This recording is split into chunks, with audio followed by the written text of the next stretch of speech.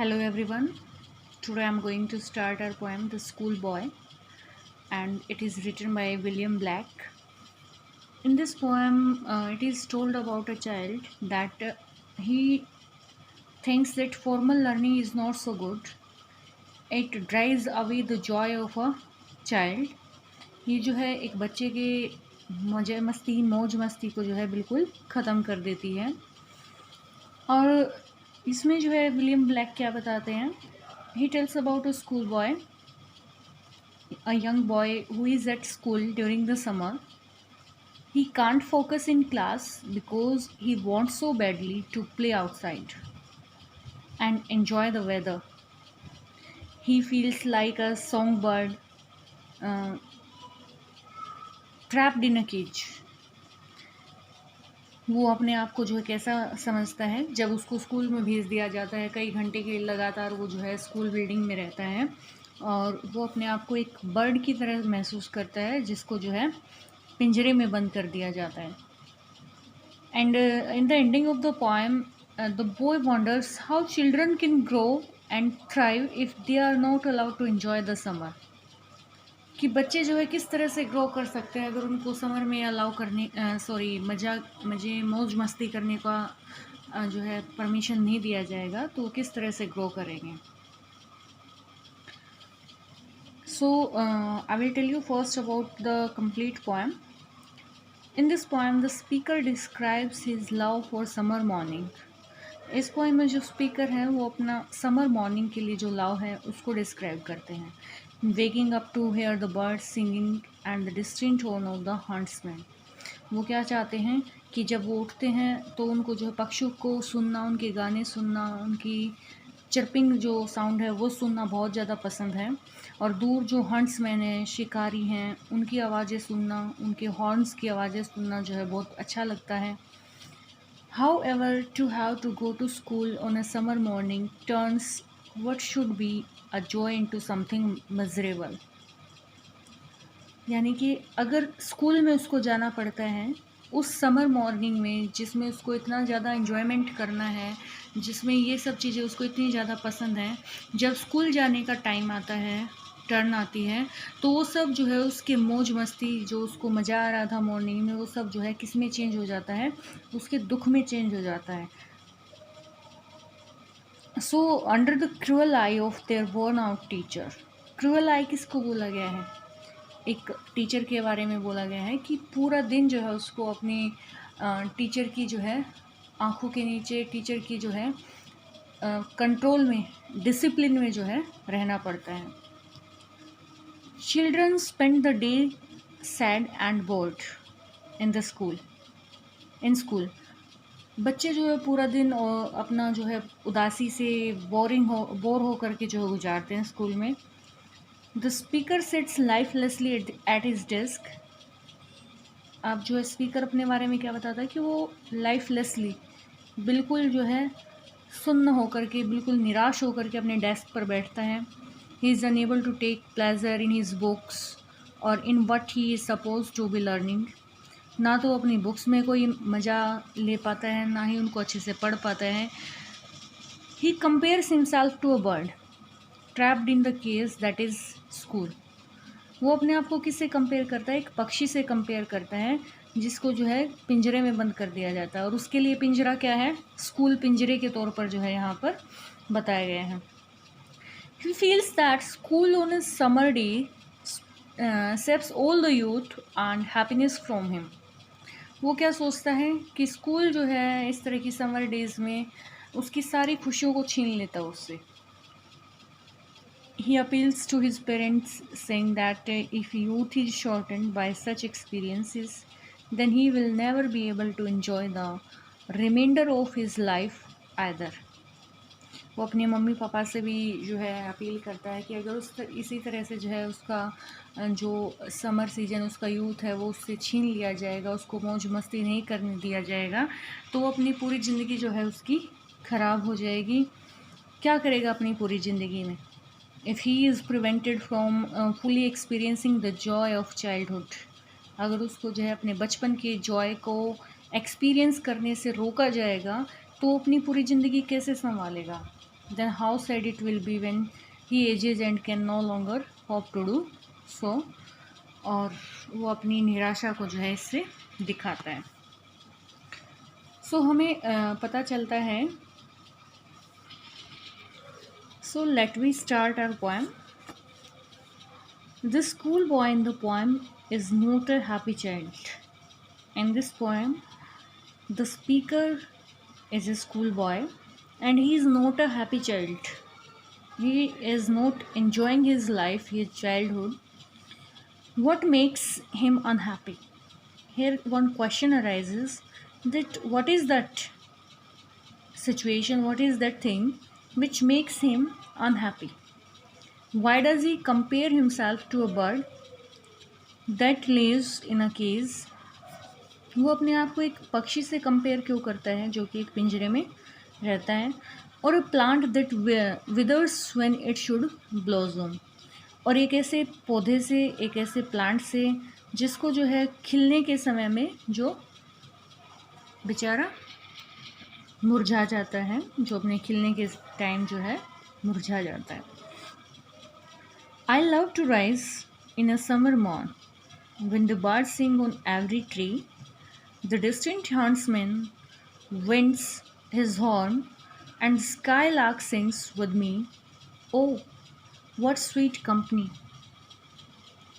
In this first stanza, the reader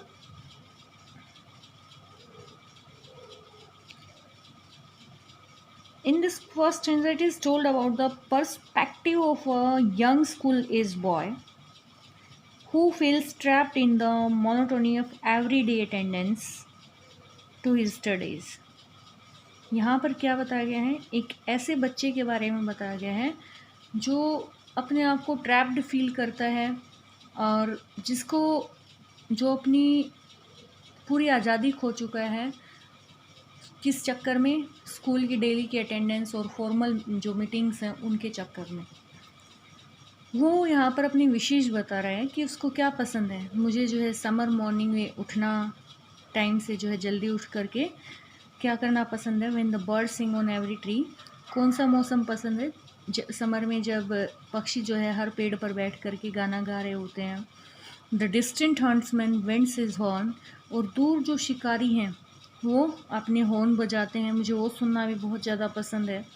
and the sky lark sings with me, और फिर जो है sky lark जब गाना गाता है, sky lark is a bird, जब वो गाना गाता है, जब वो चर्पिंग करता है तो उसके साथ मुझे भी जो है गुनगुनाना बहुत अच्छा लगता है.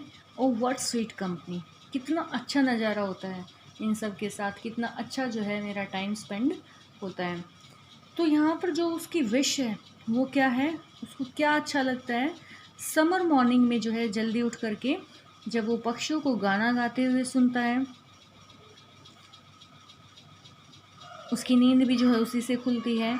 और दूसरा क्या है, उसको जो है दूर जो हंट्समैन है उनकी हॉर्न्स की आवाज़ सुनाई देती हैं, और स्काई लार्क जब गाना गाता है तो उसको कंपनी देता है, साथ में उसके साथ गुनगुनाता है.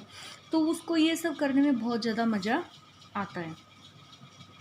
But to go to school in a summer morn, oh, it drives all joy away.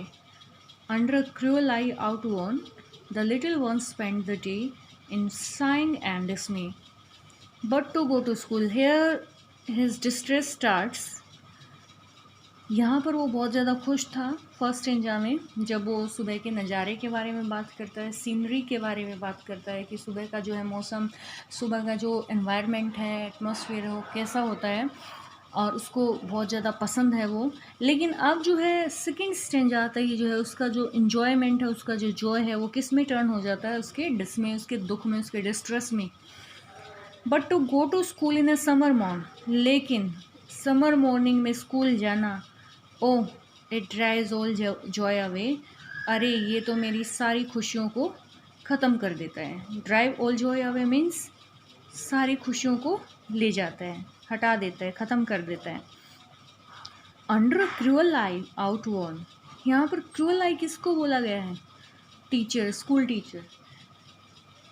Under cruel eye outworn the little one spend the day, छोटा सा बच्चा जो है किसकी क्रूअल आई के नीचे, जो है अपना पूरा दिन गुजारता है, अपने टीचर के डिसिप्लिन में जो है उस एटमॉस्फेयर में अपना पूरा दिन गुजारता है। इन साइंग एंड डिसमे, और वो अपना पूरा टाइम जो है दुख में, निराशा में और गहरी सांस लेकर के बिताता है। Then at times I drooping seat.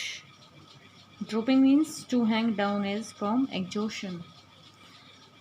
इस समय में वो क्या करता है, पूरा जो है एग्जॉस्ट हो जाता है, पूरा थक जाता है, उसमें जो है बिल्कुल भी एनर्जी नहीं बचती है। And spend many an anxious hour, nor in my book can I take delight, nor sit in learning's bar, worn through with the dreary shower. सो यहाँ पर पॉइंट क्या कहता है कि उसको जो है घंटों, कितने लंबे टाइम तक जो है बैठना पड़ता है, चिंता में जो है अपना पूरा टाइम बिताना पड़ता है, क्योंकि उसका बिल्कुल भी इंटरेस्ट नहीं होता है, और वो इसकी वजह से क्या हो जाता है, बिल्कुल एग्जॉस्ट हो जाता है, थक जाता है। और क्या कहता है, nor in my book can I take delight, ना तो मुझे अपनी बुक्स में कोई मज़ा आता है पढ़ने में, नोर सिट इन लर्निंग्स वार, और इन स्कूल आवर्स की वजह से मैं जो है किस में कहाँ नहीं बैठ पाता हूँ, अपने गार्डन में बैठ कर के जो है नेचर को जान नहीं पाता हूँ, समझ नहीं पाता हूँ, पढ़ नहीं पाता हूँ। उसको नेचर बहुत ज़्यादा पसंद है, वो नेचर से बहुत ज़्यादा प्यार करता है। तो क्या कहता है कि मैं अपने गार्डन में बैठ कर के, बावर क्या होता है, स्टडी मतलब climbing plants in a garden, climbing plants in a garden, it means कि ना तो वो अपने जो है गार्डन में बैठ कर के नेचर को जो है पढ़ पाता है, उसके बारे में जान पाता है। बोन थ्रू विद द ड्रायरी शार, और पूरा दिन जो है वो अनइंटरेस्टिंग चीज़ों में घुसा रहता है, उसको बिल्कुल भी जो इनमें मज़ा नहीं आता। सो यहाँ पर पॉइंट क्या कह रहा है, यहाँ पर पॉइंट कहता है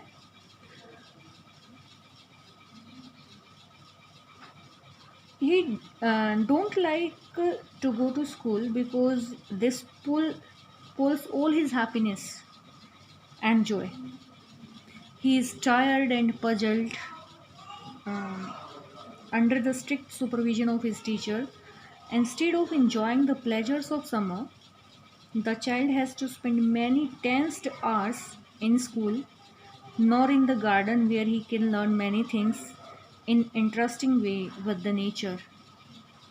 यानी कि वो अपने गार्डन में नहीं बैठ पाता है, उसको जो है घंटे, इतने सारे घंटे जो है अपने टीचर के स्ट्रिक्ट सुपरविजन के अंडर जो है बिताने पड़ते हैं, और उसका बिल्कुल भी पढ़ाई में इंटरेस्ट नहीं है, और वो इस वजह से जो है इन घंटों की वजह से, इस लंबे टाइम की वजह से जो है अपने गार्डन में बैठ कर के नेचर को भी इंजॉय नहीं कर पाता है, और इसी वजह से जो है उसके लिए बिल्कुल इंटरेस्टिंग है, उसको बिल्कुल भी इसमें मज़ा नहीं आता है। How can the bird that is born for joy sit in a cage and sing, how can a child when fears annoy but droop his tender wing and forget his youthful spring. Now in this stanza he compares himself with the bird and school with a cage. कैसे compare करता है वो, अपने आप को एक पक्षी से और स्कूल को एक पिंजरे से कंपेयर करता है। How can the bird that is born for joy, एक पक्षी जो खुशी, हैप्पीनेस के लिए, मज़े करने के लिए जो है इस ज़मीन पर आया है, पैदा हुआ है, sit in a cage and sing, वो एक पिंजरे में बैठ करके कैसे गाना गा सकता है, कैसे जो है इन्जॉय कर सकता है। How can a child when fears annoy but droop in his tender wing and forget his youthful spring, और इसी तरह से जो एक बच्चा गुस्से में डिसिप्लिन की जो है अम्ब्रेला के नीचे रह करके वो but droop his tender wings, droop means सूखना और टेंडर मीन्स डेलिकेट, सॉफ्ट।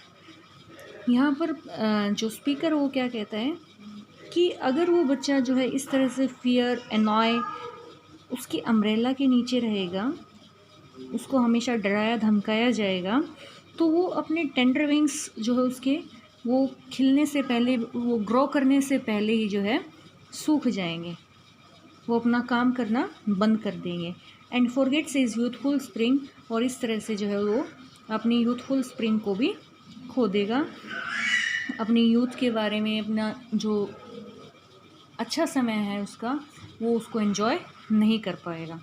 यहाँ पर पॉइंट क्या कंपेयर करता है, एक बर्ड को जो है एक बच्चे से कंपेयर करता है, और एक केज को किससे कंपेयर करता है, स्कूल से कंपेयर करता है। कि जिस तरह से एक पक्षी जो है, जो एंजॉय करने के लिए अर्थ पे आता है, जन्म लेता है, अगर उसको पिंजरे में रखा जाएगा तो वो किस तरह से गाना गाएगा, उसी तरह से एक बच्चा जो अपनी चाइल्डहुड को, अपने टाइम को जो एंजॉय करना चाहता है, मज़े करना चाहता है, नेचर के को एंजॉय करना चाहता है, नेचुरल ब्यूटी को देखना चाहता है, अगर उसका लंबा टाइम जो है इस तरह से स्कूल में उसको भेज दिया जाता है एक फॉर्मल जो है टीचिंग के लिए, स्टडीज़ के लिए, तो किस तरह से जो है ग्रो कर पाएगा, उसके वो ग्रो नहीं कर पाएगा। अगर उसको इतने भय से, इतना डांट धमका करके जो है रखा जाएगा, तो वो ग्रो नहीं कर पाएगा, और जो उसके टेंडर विंग्स हैं, जो उसका ग्रोथ है, वो वहीं पर रुक जाएगी, और उसका जो यूथ है वो ख़त्म हो जाएगा। O father and mother, if birds are nipped and blossoms blown away, and if the tender plants are stripped of their joy in the springing day by sorrow and care's dismay. In this stanza he appeals to his father and mother. इस stanza में जो है बच्चा अपने mummy और पापा से बोलता है कि अरे मम्मी और पापा, इफ बर्ड्स आर निप्ड, अगर जो है बर्ड्स को डिस्ट्रॉय कर दिया जाए, स्टॉप कर दिया जाए, उनकी ग्रोथ को बंद कर दिया जाए, उनके डेवलपमेंट की शुरुआत में ही, उनकी अर्ली स्टेज में ही, तो वो कैसे ग्रो करेंगे। एंड ब्लोजम्स ब्लोन अवे, और इस तरह से जो है वो कभी भी खिल नहीं पाएंगे, पूरा ग्रो नहीं कर पाएंगे। अगर किसी भी बर्ड को, किसी भी टहनी को अगर उसकी शुरुआत में ही काट दिया जाए, उसकी ग्रोथ को रोक दिया जाए, तो वो आगे कैसे बढ़ेगी। If the tender plants are stripped of their joy in the springing day by sorrow and care's dismay, अगर किसी भी सॉफ्ट प्लांट को, किसी भी डेलिकेट प्लांट को, छोटे से पौधे को, स्ट्रिप्ड मीन्स अगर उन पौधों को जो है बांध दिया जाए, उनको जो है ग्रो नहीं करने दिया जाए, उनको खुला ना छोड़ा जाए, उनको फ्रीडम ना दी जाए, तो किस तरह से जो है स्प्रिंगिंग डे को एंजॉय कर पाएंगे, स्प्रिंग सीजन को एंजॉय कर पाएंगे। और किस तरह से जो है, जब वो स्प्रिंग सीजन को एंजॉय नहीं करेंगे तो वो ग्रो कैसे करेंगे। और इस तरह से जो है वो दुख और निराशा में चले जाएंगे, और उनका जीवन जो है वहीं पर ख़त्म हो जाएगा। यहाँ पर जो स्कूल बॉय है वो क्या बोलता है, वो अपने मदर और फादर से अपील करता है, और उनको क्या बताता है, किससे, अपने आप को इन टहनियों से, इन छोटे से बर्ड्स और प्लांट से कंपेयर कर रहा है यहाँ पे, कि अगर किसी बर्ड को जो है उसकी शुरुआती समय में ही जो है उसके डेवलपमेंट को रोक दिया जाए, तो कैसे आगे बढ़ेगा, कैसे वो जो है खिलेगा। और इसी तरह से किसी भी प्लांट को अगर बांध दिया जाता है, उसकी ग्रोथ को जो है वहीं पर रोक दिया जाता है, अगर आप किसी भी छोटे पौधे को जो है बांध देंगे, जकड़ देंगे, तो वो किस तरह से ऊपर बढ़ेगा, कैसे जो है वो ग्रो कर पाएगा, डेवलप हो पाएगा। इसी तरह से जो है अगर उसको ऐसे बांध दिया जाता है, उसको स्प्रिंग सीजन में जो है खिलने के लिए खुला नहीं छोड़ा जाता, फ्रीली उसको जो है नहीं छोड़ा जाता, तो वो कभी भी ग्रो नहीं कर पाएगा, कभी भी आगे नहीं बढ़ पाएगा, और वो वहीं पर जो है अपने सोरोज, अपनी निराशा में ख़त्म हो जाएगा। How shall the summer arise in joy और द समर फ्रूट्स अपीयर। और फिर वो अपने मदर और फादर से क्वेश्चन करता है कि अगर इसी तरह से आप लोग मुझे इस डिसिप्लिन में रखेंगे, इसी तरह से आप मुझे डरा धमका करके रखेंगे, मेरा चाइल्डहुड मुझे जो है एंजॉय नहीं करने देंगे, मुझे जो है स्कूल के इन घंटों में जो है बांध करके रखेंगे, मेरे ऊपर पढ़ाई का प्रेशर डालेंगे, ये जो फॉर्मल लर्निंग है, अगर इस तरह से ये मेरे ऊपर प्रेशर डालोगे, तो किस तरह से जो है समर सीजन में, how shall the summer arise in joy, summer season किस तरह से जॉयफुल हो सकता है, किस तरह से जो है हैप्पीनेस मुझे मिल सकती है। और द समर फ्रूट्स अपीयर, और अगर समर जॉयफुल नहीं होगा तो जो है उसका फल कैसे मिलेगा। अगर मैं खुश नहीं रहूँगा, अगर मुझे फ्रीडम नहीं मिलेगी, तो मैं खुश कैसे रह पाऊँगा। जैसे समर सीजन में अगर किसी पौधे को ग्रोथ नहीं करने दिया जाता है, अगर उसको बांध दिया जाता है या उसको जो है अर्ली स्टेज पर ही उसका डेवलपमेंट रोक दिया जाता है, तो उस पर फ्रूट कैसे लगेगा, उस पर फल कैसे आएगा। और इसी तरह से वो अपने आप को बोलता है, अगर मेरा ये समय जो चाइल्डहुड टाइम है, अगर इसे एंजॉय नहीं करने दिया जाएगा, अगर इसको डिसिप्लिन में जो है के दायरे में रखा जाएगा, मेरे ऊपर जो है सब डांटेंगे मुझे जो है एंजॉय नहीं करने देंगे, तो मैं बड़ा कैसे होऊंगा, मैं ग्रो कैसे करूंगा, मैं अच्छा इंसान कैसे बन पाऊंगा। यहाँ पर जो है बच्चा अपने आप को बताता है। इस पोएम में हमें क्या जानने को मिला है, एक छोटे बच्चे का, एक स्कूल बॉय का अपना पर्सनल एक्सपीरियंस, और वो अपने जो है एक्सपीरियंस से क्या बताना चाहता है। वो फॉर्मल लर्निंग को बिल्कुल भी पसंद नहीं करता है, स्कूल को बिल्कुल पसंद नहीं करता है, उसको ये घंटे जो है एक समय को बर्बाद करना लगता है। और वो क्या कहता है कि मुझे जो है नेचर बहुत पसंद है, मैं वहाँ पर रह कर के बहुत अच्छे से पढ़ सकता हूँ, सीख सकता हूँ, लेकिन ये जो डिसिप्लिन है और जो ये रूल्स रेगुलेशंस के अंडर जो है इतने छोटे बच्चे को बड़ी स्ट्रिक्टली रखा जाता है, उससे बच्चा जो है ग्रो नहीं कर पाता है, ना ही अच्छे से पढ़ पाता है, ना ही जो है वो डिसिप्लिन में रह पाता है, और इस तरह से वो जो है स्ट्रेस में चला जाता है। अगर उसने अपने आप को जो है किससे कंपेयर किया है, एक बर्ड से कंपेयर किया है, और स्कूल के केस से कंपेयर किया है कि जैसे एक पक्षी को पिंजरे में बंद कर दिया जाता है तो वो गाना नहीं गा पाता है, वैसे ही अगर मुझे जो है स्कूल में बंद करके रखा जाएगा, स्कूल रूपी पिंजरे में बंद कर दिया जाएगा, तो मैं कैसे ग्रो कर पाऊँगा, कैसे मैं अच्छा बच्चा बन पाऊँगा, कैसे मैं पढ़ पाऊँगा।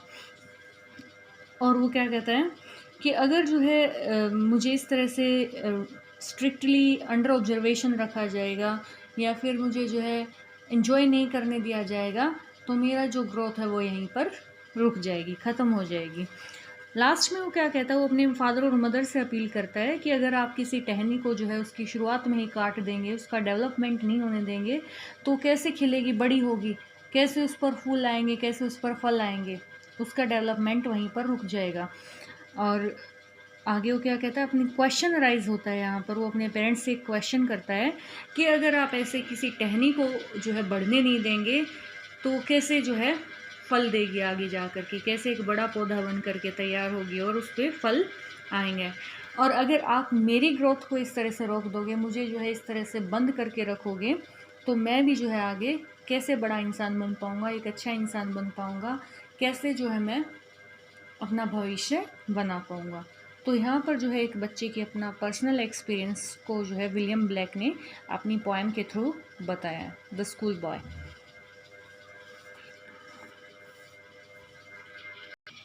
Let me start our exercise. Find 3 or 4 words, phrases in stanza 1 that reflect the child's happiness and joy. हमें फर्स्ट स्टेंजा से 3 और 4 शब्द ऐसे निकालने हैं या फ्रेजेस ऐसे फाइंड आउट करने हैं जो उस बच्चे की खुशी को, उसके आनंद को दिखा रहे हैं। एंड दीज वर्ड्स और phrases are the happiness are the skylark, the song of the bird, and the sound of the hunter's horn. So we have seen these 3 words here, phrases here, bird song, और दूसरा क्या था, the sound of hunter's horn, and the next one is song of the birds and the skylark. In stanza 2, the mood changes. Which words phrases reflect the changed mood? जैसे ही हमारा second stanza start होता है, उस बच्चे का mood change हो जाता है, क्योंकि फर्स्ट स्टेंजा में जो बहुत ज़्यादा खुश था, क्योंकि उसको जो है नेचर बहुत ज़्यादा पसंद है और वो ये सब चीज़ें एंजॉय कर रहा है, लेकिन एकदम से उसका मूड जो है सेकंड स्टेंजा में चेंज होता है। और वो कौन से वर्ड्स और फ्रेजेज हैं जो ये दिखाते हैं कि उसका मूड जो है टोटली चेंज है, और वो वर्ड्स और फ्रेजेज क्या हैं? drives all joy away, and cruel eye outworn, sighing in dismay. ये क्या है? उसके उस मूड को चेंज होता हुआ दिखा रहे हैं, जिससे क्या है कि उसकी सारी जो मौज मस्ती वो ख़त्म हो जाती है। क्रूएल आई आउटवर्न क्या है? अपने टीचर की जो है स्ट्रिक्ट सुपरविजन के अंडर जो है उसको रहना पड़ता है। और साइंग और डिसमे, ये सब जो है उसके मूड चेंज को दिखाते हैं. Next is a cruel eye outworn refers to. It refers, हमारे यहाँ पे ऑप्शंस दिए गए हैं, इसका मीनिंग क्या है? The classroom which is shabby noisy, no. The lessons which are difficult uninteresting, it is also not a perfect answer. The dull, unspringing life at school with lots of work and no play. Yes, it is correct. It means the dull, unspringing life at school with lots of work and no play. Nor sit in learning's bower, worn through with the dreary shower. Which of the following is a close paraphrase of the lines above? Nor can I sit in a roofless classroom when it is raining. Nor can I learn anything at school. Tough teachers, though teachers go on lecturing and explaining. Nor can I sit in the school garden for fear of getting wet in the rain.